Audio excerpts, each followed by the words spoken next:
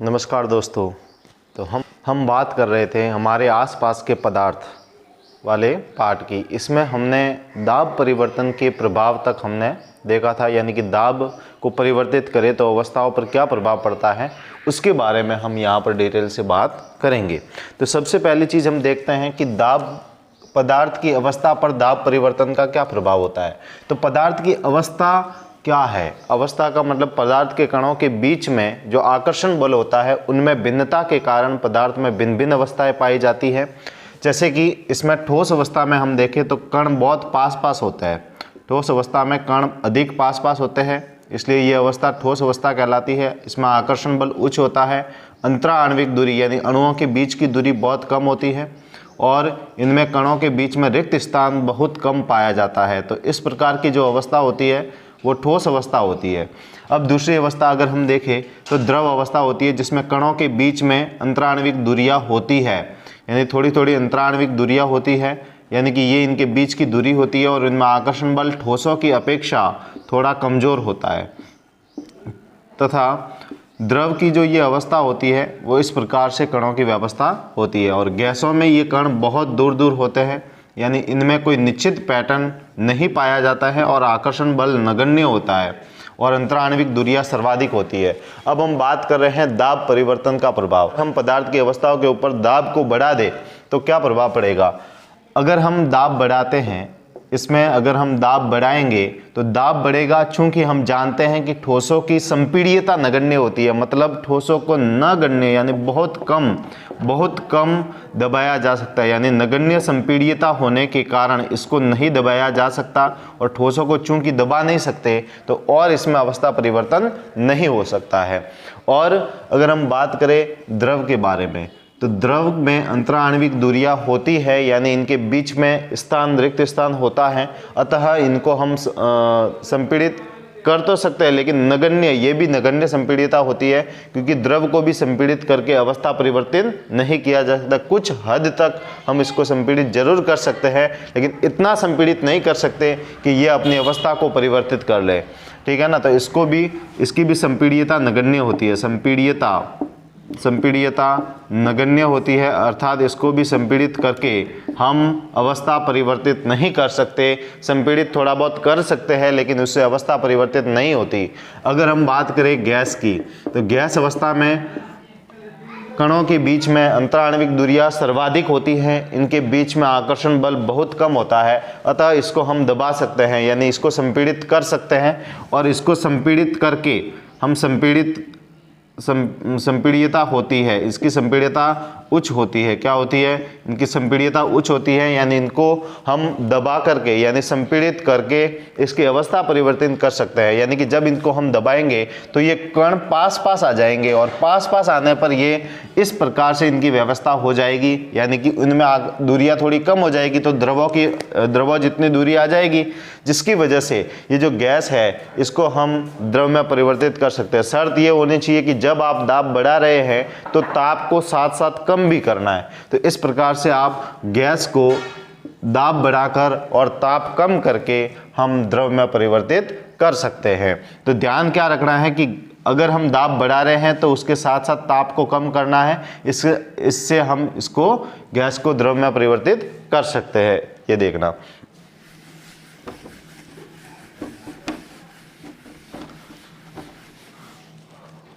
अब हम बात करते हैं शुष्क बर्फ के बारे में। किसके बारे में? शुष्क बर्फ। सभी ना नाम सुना होगा, शुष्क बर्फ, ठीक है ना। ठोस CO2 होती है। तो शुष्क बर्फ के बारे में आप जब कभी भी किसी रिसेप्शन या किसी विवाह समारोह में जाते हैं या किसी बर्थडे पार्टी में जाते हैं तो आप सभी ने देखा होगा कि कुछ मटके होते हैं और उसमें से कुछ ऐसा पदार्थ डाला जाता है जिसकी वजह से उसमें से धुआं उठता है। तो वो क्या है? तो वो ठोस CO2 होती है और उसको थोड़ा सा गर्म पानी करके उसके अंदर उस ठोस CO2 को डाला जाता है।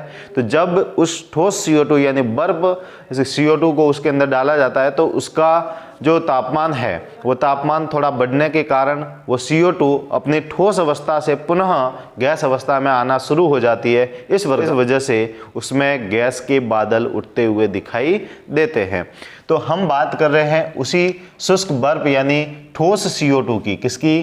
ठोस CO2 की। ये क्या कैसे बनी, किस प्रकार से बनी, इसको हम देखते हैं। देखो, ठोस CO2 यानी कि जब हम CO2 गैस को अधिक दाब पर संपीड़ित करते हैं, जब हम CO2 को अधिक दाब पर संपीड़ित करते हैं तो CO2 द्रव अवस्था में परिवर्तित हुए बिना सीधे ही ठोस में परिवर्तित हो जाती है, यानी गैस से सीधे ही ठोस में परिवर्तित हो जाती है। यानी इसका क्या होता है कि जब इसमें दाब लगाया जाता है, CO2 के ऊपर जब दाब लगाया जाता है तो ये गैस जो है ना उच्च दाब पर क्या हो जाती है, सीधे ही किस में परिवर्तित हो जाती है? ठोस के अंदर, जिसे हम कहते हैं शुष्क बर्फ। क्या कहते हैं? शुष्क बर्फ, यानी कि सूखा बर्फ कह सकते हैं ठोस CO2 को। तो ये होती है शुष्क बर्फ। पहले हम देखेंगे संगलन। क्या बात करते हैं? संगलन। संगलन का मतलब होता है, संगलन का मतलब होता है कि ठोस का पिघलकर द्रव बनना संगलन है, और द्रव से वापिस यानी कि द्रव का जमना ठोस है। द्रव को अगर हम जमाते हैं यानी उसका तापमान कम करते हैं तो इसका जमना क्या बनता है, यानी कि द्रव को जमाने पर क्या बनता है? ठोस। अब यहाँ पर देखिए, अगर हम द्रव को गैस में बदलना वाष्पीकरण कहलाता है। क्या कहलाता है? वाष्पीकरण। द्रव का गैस में बदलना क्या कहलाता है? वाष्पीकरण। और गैस का द्रव में बदलना क्या कहलाता है? संघनन। क्या कहलाता है? संघनन, यानी ठंडा होना। यानी गैस जो है ना, गैस जब ठंडी होती है तो द्रव बनती है, इसे हम संघनन कहते हैं। क्या कहते हैं? संघनन। और ठोस से सीधे ही गैस में बदलना, किसी पदार्थ का जो ठोस अवस्था है उससे सीधा ही गैसीय अवस्था में बदलना, उसे हम कहते हैं उदर्वपातन। क्या कहते हैं? उदर्वपातन। ये होता है उदर्वपातन। उसके बाद में अगर हम गैस को हम ठोस में परिवर्तित करते हैं तो उसे हम कहते हैं निक्षेपण। क्या कहते हैं? निक्षेपण। देखो, याद रखेंगे, अच्छे से समझते हैं। सबसे पहली चीज देखो, ये अवस्थाओं में किस प्रकार से परिवर्तन होता है और कौन कौन से यहाँ पर टर्म है जिसको हमें समझना होता है। यानी कि ठोस से द्रव में परिवर्तित होने की प्रक्रिया को हम कहते हैं संगलन। क्या कहते हैं? संगलन, यानी ठोस पिघलकर द्रव बना। उसके बाद में हम देखते हैं द्रव का गैस में बदलना, यानी कि द्रव का वाष्पीकरण होकर गैस में बदलना, यानी कि द्रव से गैस में बदलने को हम क्या कहते हैं? वाष्पीकरण। और गैस का सीधे ही ठोस में बदलना उसे हम कहते हैं निक्षेपण। क्या कहते हैं? निक्षेपण। और अगर हम इस तरफ से देखें कि ठोस का गैस में बदलना, यानी कि ठोस का गैस में बदलने को हम कहते हैं उदर्वपातन, यानी बिना द्रव अवस्था में परिवर्तित हुए सीधे ही गैस में बदलना, इसे हम कहते हैं उदर्वपातन। और दूसरी चीज़ है गैस का द्रव में बदलना, इसको हम कहते हैं संघनन। और द्रव का ठोस में बदलना, इसे हम कहते हैं जमना। क्या कहते हैं? जमना। इस प्रकार से ये चीज़ें होती है। ये बहुत ही इंपॉर्टेंट है, इस चीज़ को आप ध्यान रखें। कर रहे हैं वाष्पीकरण की, वेपराइजेशन की, वाष्पीकरण की बात करते हैं। तो वाष्पीकरण किसे कहते हैं? क्वथनांक से, यानी क्वथनांक से कम ताप पर किसी द्रव का वाष्प में बदलना वाष्पीकरण कहलाता है। यानी कि उसके क्वथनांक पर तो वो वाष्प में बदलता जरूर है, लेकिन क्वथनांक से कम ताप पर अगर कोई भी द्रव वाष्प में परिवर्तित होता है तो उसे हम वाष्पीकरण कहते हैं। तो हम उसे क्या कहते हैं? वाष्पीकरण। और वाष्पीकरण में क्या होता है कि वाष्पीकरण जब होता है ना, पदार्थ यानी कि द्रव का जब वाष्प में परिवर्तन होता है तो वो अपने आसपास से ऊर्जा को ग्रहण करता है, जिससे उसमें आसपास के वातावरण में शीतलता आ जाती है। यानी कि ध्यान रखना है कि वाष्पीकरण जहाँ पर होगा वहाँ पर ठंडक पैदा हो जाएगी। क्यों? क्योंकि वाष्पीकरण यानी वाष्पन होने के लिए द्रव जो पदार्थ है वो अपने आसपास से वाष्पन की गुप्त उष्मा के बराबर ऊर्जा को आसपास के वातावरण से ग्रहण करेगा, जिससे उनके बीच का आकर्षण बल टूटेगा और कण स्वतंत्र होकर वाष्प में परिवर्तित हो जाएंगे। इस वजह से इसमें शीतलता भी आती है। तो वाष्पीकरण समझ में आ गया होगा। क्वथनांक से कम ताप पर, यानी कि टेम्परेचर क्या होना चाहिए? कम, यानी क्वथनांक से कम ताप पर, क्वथनांक से कम ताप पर, क्वथनांक से कम ताप पर वाष्प को, क्वथनांक से कम ताप पर द्रव का वाष्प में बदलना, वाष्प में बदलना। क्वथनांक से कम ताप पर द्रव का वाष्प में बदलना क्या कहलाता है? वाष्पीकरण कहलाता है। क्या कहलाता है? वाष्पीकरण कहलाता है। अब हम एक चीज देखते हैं कि वाष्पीकरण को प्रभावित करने वाले कारक कौन कौन से हैं। तो वाष्पीकरण को प्रभावित करने वाले कारकों में हम देखेंगे तो वाष्पीकरण में 4 कारक हैं जिसकी वजह से वाष्पीकरण की दर बढ़ती है, घटती है, उसको हम अच्छे से समझते हैं। देखो, सबसे पहला वाष्पीकरण को प्रभावित करने वाले कारक, वाष्पीकरण को प्रभावित करने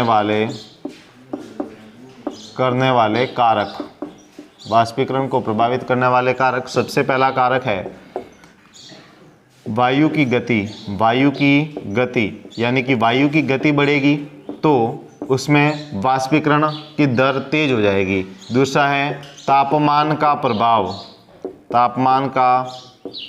तापमान में वृद्धि, हम कह सकते हैं तापमान में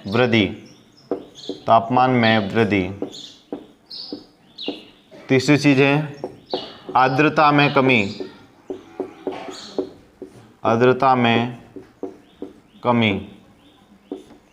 चौथी चीज है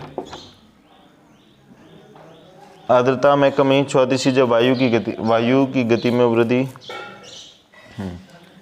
वायु की गति, तापमान में वृद्धि, आर्द्रता में कमी, और चौथी चीज है सतही क्षेत्रफल। चौथी चीज है सतही क्षेत्रफल। अब हम विश्लेषण करते हैं। तो सबसे पहले चीज वायु की गति। देखो, वाष्पीकरण में क्या होता है कि वायु की गति यानी वायु किसी द्रव के सतह से अगर तेज गति से जाती है तो उसके ऊपर वाले कणों में गति होने के कारण वो साथ साथ वायु के साथ साथ वाष्प में परिवर्तित हो जाते हैं, तो वाष्पीकरण की गति बढ़ जाती है। तो वाष्पीकरण यानी कि वायु की गति बढ़ेगी। यदि वायु की गति बढ़ेगी तो साथ साथ वाष्पीकरण की दर भी बढ़ेगी। अब हम बात करते हैं तापमान की। तो तापमान वृद्धि के कारण अगर तापमान बढ़ता है तो कणों की गतिज ऊर्जा यानी द्रव के कणों की गतिज ऊर्जा बढ़ जाएगी और एक अवस्था ऐसी आएगी कि वो गतिज ऊर्जा इतनी बढ़ जाएगी कि वो द्रव से स्वतंत्र हो जाएंगे और वाष्प में परिवर्तित हो जाएंगे। अर्थात तापमान में वृद्धि करने से उसमें वाष्पीकरण में भी वृद्धि होती है। अब हम बात करते हैं आर्द्रता में कमी। आर्द्रता का मतलब क्या होता है? सबसे पहले समझना होगा आर्द्रता क्या है। तो वायु में उपस्थित जल वाष्प की जो मात्रा है उसे हम आर्द्रता कहते हैं। वायु में उपस्थित जल वाष्प की मात्रा को हम आर्द्रता कहते हैं। और आर्द्रता में कमी हो जाए तो देखो, आर्द्रता में कमी वर्षा ऋतु में तो होती नहीं है। आर्द्रता में सर्वाधिक कमी जो है वो होती है ग्रीष्म ऋतु में, यानी कि गर्मियों में होती है। और गर्मियों के अंदर आर्द्रता में वायु में कमी होती है और इस वजह से वाष्पीकरण की दर गर्मियों में सर्वाधिक होती है। तो हम कहते हैं कि आर्द्रता में अगर कमी हो जाएगी, तो देखो आर्द्रता में कमी होने पर उसमें वाष्पीकरण की दर कम हो जाएगी। और आर्द्रता में अगर वृद्धि हो गई तो वाष्पीकरण की दर भी बढ़ जाएगी। यानी आर्द्रता यानी सूखा मौसम है, यानी वायु में जल वाष्प पहले से नहीं है, तो वो वायु जल वाष्प को लेने के लिए उसका द्रव का वाष्पीकरण जरूर करेगी। इस प्रकार से होगा। और सतही क्षेत्रफल यानी कि देखो, एक हम बात करते हैं, आप सभी ने देखा होगा कि कप के अंदर चाय जल्दी ठंडी नहीं होती है, जबकि आपने अगर प्लेट के अंदर चाय या दूध को रखा हुआ है तो वो जल्दी ठंडा हो जाता है। क्यों? क्योंकि उसका सतही क्षेत्रफल ज़्यादा होता है और सतही क्षेत्रफल बढ़ने के कारण उसके वाष्पीकरण की दर बढ़ जाती है। क्योंकि हम जानते हैं कि वाष्पीकरण की वजह से शीतलता पैदा होती है, यानी ठंडक पैदा होती है। तो सतही क्षेत्रफल बढ़ने से वाष्पीकरण की दर भी बढ़ जाती है और सतही क्षेत्रफल कम होने से वाष्पीकरण की दर भी घट जाती है। इस प्रकार से वाष्पीकरण को प्रभावित करने वाले ये 4 कारक हैं, अच्छे से समझ लिए हैं। अब हम कुछ इंपॉर्टेंट प्रश्नों के ऊपर बात करेंगे। में हम सूती वस्त्र क्यों पहनते हैं, इसका कारण क्या है, तो क्योंकि सूती वस्त्र के अंदर सूक्ष्म छिद्र होते हैं, जिसकी वजह से जो पसीना है वो वायु के डायरेक्ट कांटेक्ट में आ जाता है, यानी उन सूक्ष्म छिद्रों से होकर पसीना वायु के डायरेक्ट कांटेक्ट में आता है, सीधे संपर्क में आ जाता है, जिसकी वजह से पसीने का वाष्पीकरण होने लगता है। क्योंकि गर्मियों में जो वायु होती है वो उसमें आर्द्रता कम होती है, और चूंकि हम जानते हैं कि आर्द्रता कम होने पर वाष्पीकरण की दर बढ़ जाती है, और पसीना वायु के संपर्क में आने के कारण उसमें वाष्पीकरण अधिक होता है, जिसकी वजह से वाष्पीकरण की वजह से हमें शीतलता महसूस होती है, यानी कि ठंडक महसूस होती है। इसका कारण हमने जानते हैं कि वाष्पीकरण से हमें ठंडक महसूस क्यों होती है, क्योंकि वाष्पीकरण के दौरान वाष्पन की गुप्त उष्मा के बराबर ऊर्जा हमारे शरीर से और आसपास के वातावरण से ली जाती है, जिसकी वजह से हमें ठंडक महसूस होती है। तो इसलिए हम गर्मियों में सूती वस्त्र पहनते हैं। यानी कि एक तो वायु में, गर्मियों में जो वायु होती है वो आर्द्रता उसमें क्या होती है, कम होती है, आर्द्रता कम होती है। दूसरी बात, आर्द्रता कम होने की वजह से वाष्पीकरण बढ़ जाता है, वाष्पीकरण बढ़ जाता है। आर्द्रता कम होने से वाष्पीकरण बढ़ेगा, और हम जानते हैं कि वाष्पीकरण की दर बढ़ेगी। अगर वाष्पीकरण की दर बढ़ेगी तो हमें शीतलता महसूस होगी, यानी ठंडक महसूस होगी। कारण क्या है, क्योंकि वाष्पीकरण जब होता है ना, तो ये वाष्पन की गुप्त उष्मा के बराबर ऊर्जा को ग्रहण करते हैं, और उससे हमें क्या होती है, ठंडक महसूस होती है। दूसरा क्वेश्चन है यहाँ पर कि गर्मियों में घड़े का जल ठंडा क्यों होता है। गर्मियों में घड़े का जल ठंडा क्यों होता है, ठंडा क्यों होता है।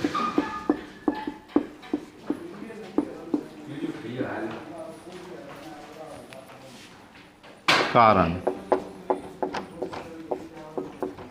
अब हम बात करते हैं गर्मियों में घड़े का जल ठंडा क्यों होता है, इसका कारण।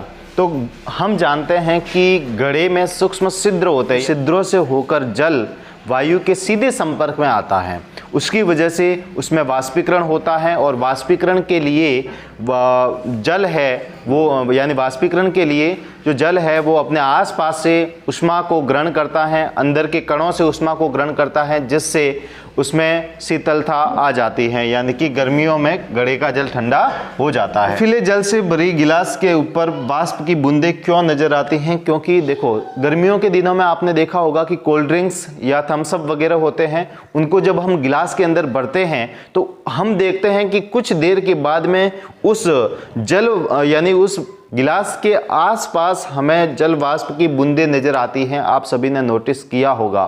तो इसका कारण यह है क्योंकि वायु के अंदर जल वाष्प मौजूद होती हैं, और जैसे ही वो किसी ठंडे जल के संपर्क में या ठंडे पानी के संपर्क में आती हैं, तो उन जल वाष्प की जो ऊर्जा है वो कम हो जाती है, जिससे जल वाष्प के कण जल के रूप में उसकी सतह पर निक्षेपित हो जाते हैं। इस वजह से बर्फीले जल से भरी गिलास के ऊपर जल वाष्प की बूंदें नजर आती हैं। अब हम देखते हैं, एक क्वेश्चन है कि गर्म शुष्क दिनों में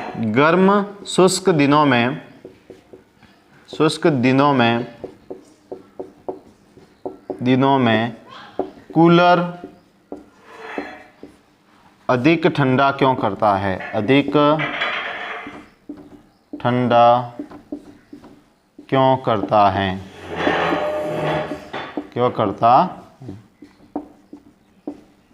तो देखो गर्म शुष्क दिनों में यानी गर्मियों के दिनों में कूलर अधिक ठंडा क्यों करता है, क्योंकि आप सभी जानते हैं कि कूलर के अंदर वाटर के लिए पंप लगे होते हैं, और उसकी वजह से वो पानी जो है वो पानी उस पंप के थ्रू नीचे आता है, और उसमें एक फैन लगा होता है, और फैन की वजह से उसमें वायु होती है और तापमान आसपास में अधिक होता है, जिसकी वजह से जो पानी आ रहा होता है उसका वाष्पीकरण होता है, और वाष्पीकरण होने की वजह से उसमें ठंडक पैदा होती है। क्योंकि अगर द्रव वाष्प में परिवर्तित होता है तो वो अपने आसपास से ऊर्जा को ग्रहण करता है, यानी वाष्पन की गुप्त उष्मा के बराबर ऊर्जा को ग्रहण करेगा और फिर वो वाष्प में बदलेगा, जिससे ऊर्जा को ग्रहण करेगा यानी उष्मा को ग्रहण करेगा तो तापमान कम हो जाएगा और ठंडा हो जाएगा।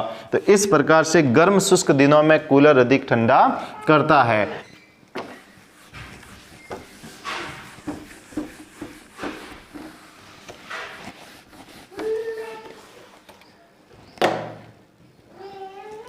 एक क्वेश्चन है, एसीटोन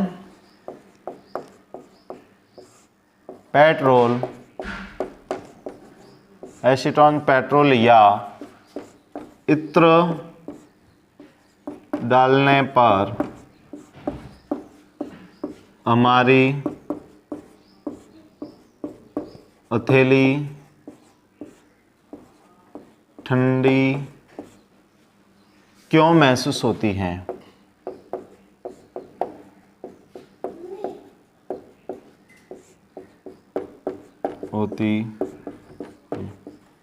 देखो इसको समझते हैं। एसीटोन, पेट्रोल और इत्र, इन सभी का क्वथनांक बहुत कम होता है, यानी ये बहुत कम तापमान पर जल्दी से वाष्प में परिवर्तित हो जाती हैं, और हम जानते हैं कि द्रव से वाष्प में परिवर्तित होना वाष्पीकरण कहलाता है। तो हम यहाँ पर देखते हैं, जैसे ही किसी एसीटोन, पेट्रोल या इत्र को हथेली पर डाला जाता है तो ये हथेली से ऊष्मा ग्रहण करता है, हथेली से हमारे शरीर के तापमान से यहाँ से ऊष्मा ग्रहण करके इसके जो कण है वो वाष्प में परिवर्तित होने लगते हैं। तो वाष्प में परिवर्तित होगा अर्थात वाष्पीकरण होगा, और वाष्पन की गुप्त ऊष्मा के बराबर ऊष्मा हमारे शरीर से ली जाती है, जिसकी वजह से हमें यहाँ पर शीतलता महसूस होती है। यानी जहाँ पर पेट्रोल, इत्र या फिर आपके एसीटोन डाला जाता है और उसका वाष्पीकरण होने से उसमें हमें ठंडक महसूस होती है। कप की अपेक्षा प्लेट में दूध या चाय जल्दी ठंडी क्यों हो जाती है? जल्दी ठंडी क्यों हो जाती है? देखो कप की अपेक्षा प्लेट में दूध या चाय जल्दी ठंडी क्यों हो जाती हैं? तो देखो अब एक यहाँ पर छोटा सा फंडा है, अच्छे से समझेंगे। देखो कप होता है, आप सभी ने कप जरूर देखा होगा। कप इस प्रकार से होता है, कप के अंदर देखना ये यहाँ पर इस प्रकार की यहाँ पर व्यवस्था होती है कप के अंदर, और ये जैसे ये यहाँ पर इसमें भरा हुआ है पानी, और ये इसका क्षेत्रफल हो गया। अब हम देखते हैं प्लेट के बारे में। तो देखो प्लेट इस प्रकार से होती है, और प्लेट में देखना आप ये इस प्रकार से संरचना होगी। ये देखो, तो ये जो प्लेट है ना, इस प्लेट का ये सतही क्षेत्रफल है ये। तो इसका देखो, इसके अंदर जैसे पानी भरा हुआ है या दूध या चाय भरी हुई है, और अब एक इसके अंदर भरी हुई है। तो यहाँ पर आप देखेंगे कि इसका सतही क्षेत्रफल कम है और यहाँ पर ये सतही क्षेत्रफल सर्वाधिक है। देखो इसकी तुलना में ज़्यादा है। तो क्या होता है कि जब किसी दूध यानी गर्म दूध या चाय को कप या प्लेट के अंदर डाला जाता है, तो चूंकि कप का सतही क्षेत्रफल कम होता है तो इसमें वाष्पीकरण की दर घट जाती है। अब कुछ देर पहले ही हमने देखा था कि वाष्पीकरण को प्रभावित करने वाले 4 कारक होते हैं: सतही क्षेत्रफल, तापमान में वृद्धि, आर्द्रता में कमी और वायु की गति। ये 4 है। तो यहाँ पर हम देख रहे हैं एक फैक्टर ज़्यादा काम कर रहा है कि इसमें सतही क्षेत्रफल कम है और इसका सतही क्षेत्रफल सर्वाधिक है। तो सतही क्षेत्रफल बढ़ने से उसमें वाष्पीकरण की दर क्या हो जाती है? बढ़ जाती है। सतही क्षेत्रफल बढ़ने से वाष्पीकरण की दर बढ़ जाती है, और वाष्पीकरण की दर बढ़ेगी तो यहाँ पर तापमान क्या हो जाएगा? कम। अर्थात जिसका सतही क्षेत्रफल ज़्यादा है उसका तापमान जल्दी कम हो जाएगा, यानी वो ठंडा हो जाएगा। तो ये चीज़ें थी इस पाठ के अंदर। इसके साथ में हमारे पाठ का समापन होता है, और इसके बाद हम दूसरे चैप्टर की बात करेंगे। तो चैनल को सब्सक्राइब करें, लाइक करें और शेयर करें अपने दोस्तों के साथ, और ऐसे इंफॉर्मेटिव वीडियो के लिए बेल आइकन को ज़रूर दबाएं। धन्यवाद।